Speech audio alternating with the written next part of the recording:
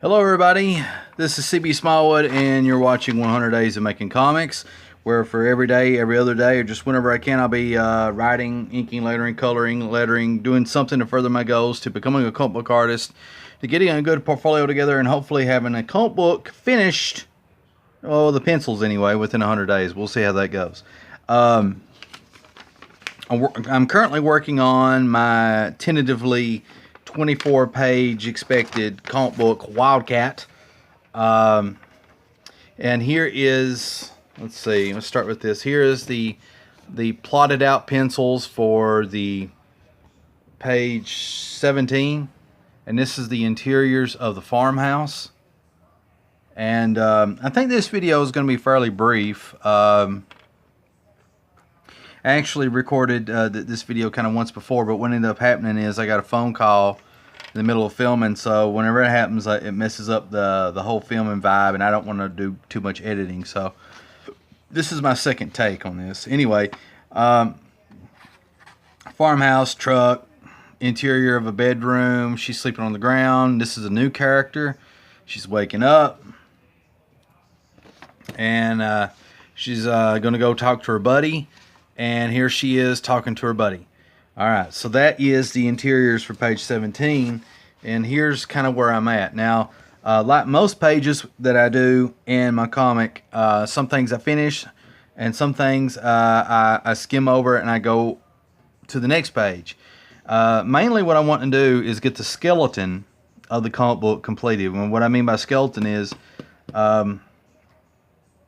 like just kind of like the bare bones stuff done. You know, you notice I haven't done the borders. I usually do the borders last. I'll come in with a ruler and I'll fix things with my pencil.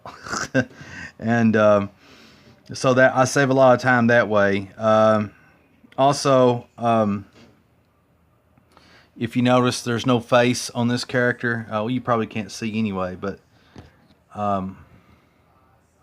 there's no face on that guy, but I'll add a face later. And you know, there's a lot of instances of that. You know, the hands on the fox are bare bones. You know, so I'll detail the hands and other features, and then the clothing, all this stuff. I'll straighten it out. Okay. But here with the farmhouse, I'm happy with the farmhouse overall. But this is not. You know, I'm going to take a ruler and kind of straighten things out just a little bit, not too much. I wasn't really worried about perspective because just where it's just a single house with, you know, no other houses nearby, it kind of gives me free reign to just do whatever, so I can cheat and do that. But I will take a ruler and straighten out a few things on this to try to make it a little more palatable to the eyes, I guess. And of course, I got this truck that's not finished, but you know, I'm going to add trees and, you know, a horizon and all that good stuff. Here we get to a shot where the fox is woke up and she's kind of dragging around and she's approaching her friend here. And then we get this shot of where she's standing here and she's talking to him. He's waking up. My favorite panel on this whole page is this one. I think it has a lot of character and a lot of fun to it. From there, we get kind of disorganized here. We get this page that I've got sketched out, and this was originally a 2-panel situation. Let me zoom out. This is the bottom panel, this whole bit, and the top panel. And the way I rationalized it in my head is it'd be extremely dialogue driven. So there's going to be a lot of dialogue here where the readers get a chance to get to know the new character as well as to get to know the fox a lot better, you know. And so I think that's one of the advantages of doing big panels sometimes. There's some people who don't like big panels that on the writing side of things, but I think, to me, in my opinion, that if you're a writer, and I'm no expert on this, that if you have somebody that does big panels, it's a really good opportunity to put in a lot of dialogue, but it can't be like, in my opinion, you don't want to put too much dialogue that is kind of robotic, calculated. Sounds like somebody from Oxford is talking to you, you know, somebody from Princeton or something like that. You know what I mean? You want it to be a common everyday vernacular. You want it to be something that interests you and draws you in. I'm a really big fan of you know, well, of like Quentin Tarantino and other directors, but in particular Quentin Tarantino and the way he writes his movies, to where everything's so, you know, dialogue rich, and you know, you don't need a Harvard law degree to understand or follow what's going on. You just need to pay attention. That's it, and you're going to be entertained the whole time, you know. And that's kind of what I'm going for, you know. And even if I don't even hit the mark on trying to achieve that Quentin Tarantino type of dialogue, I can at least achieve a Rob Zombie dialogue. If you watch any of Rob Zombie's movies, they're very colorful, and so sort of similar, but a little bit more. And I don't mean this in a disrespectful way. A little bit more lowbrow, you know. So anyway, the 2-panel deal I wasn't too sure about, and I decided to add a couple of more panels. Even though I just gave this whole big lecture about, you know, how using big panels is a good opportunity to put in lots of dialogue, I still have plenty of room to do just that. I mean, if we look up here, probably, you know, could have put a word balloon here. I guess here, you know, maybe one right here, another one right here. I don't know. I have to really think about it. But anyway, on this top panel, I kind of like how the feet are going, but at the same time, I actually drew the feet too small. They're about an inch too short. But that's okay. I got the general idea across, you know. And yeah, I think they look pretty cool. But like if...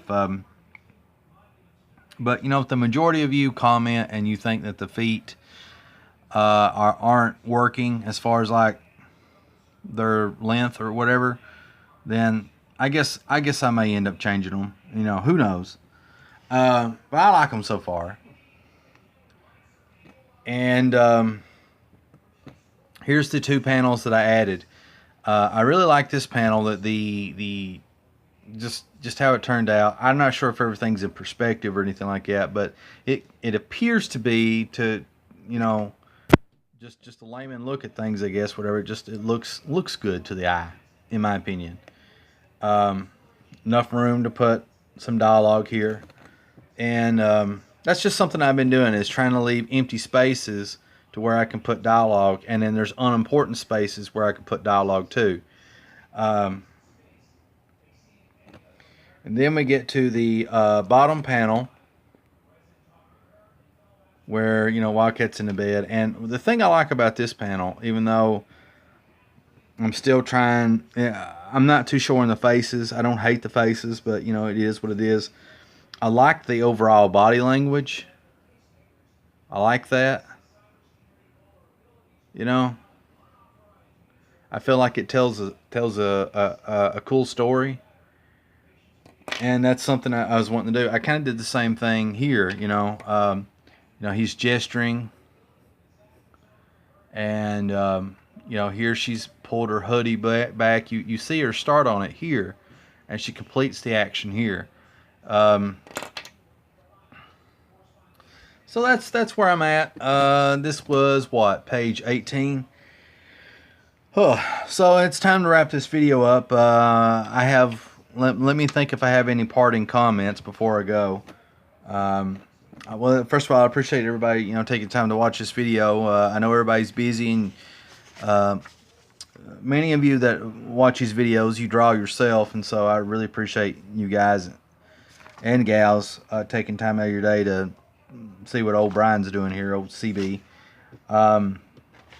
And, you know, for those of you that don't draw, write, or whatever, or whatever it is, and you watch my videos, I appreciate it too. You know, I want to talk about Jack Kirby here for a second. I think there was an anniversary here recently about Jack Kirby, the comic artist, and there's a speech that he gave where he gives advice to artists, and I cannot find it on the internet. I think I've seen it on Facebook twice.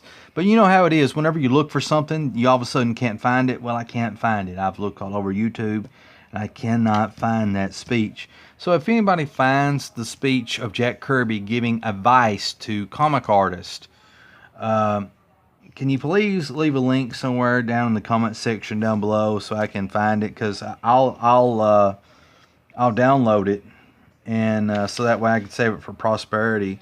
Because it's a very inspiring quote. It's a very inspiring, you know, speech. It's not a very long speech. It's probably like 2 or 3 minutes long. But basically, he just says, you know what, you got to do what you got to do. You just need to draw, and don't worry about the critics and all this other stuff. You just need to get it done. And that's not word for word what he said. He said it more eloquently than how I'm putting it, but I kind of feel like it's really good advice. And sometimes when you're not sure on how you're doing or what you're doing, I think getting to listen to that speech or watch that video would be really uplifting, you know, to a lot of people other than just me. So I hope you all enjoyed this video. I guess it's that time again. Please remember that if you enjoyed this video and you want to support me and encourage me to do more, please smash that like button and smash it into the stratosphere. I'm talking like Daffy Duck. I'm getting my tongue getting away.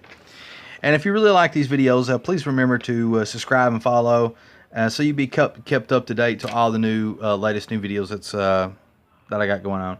As always, this is C.B Smallwood, and you've been watching 100 Days of Making Comics, and I will catch you in the next video.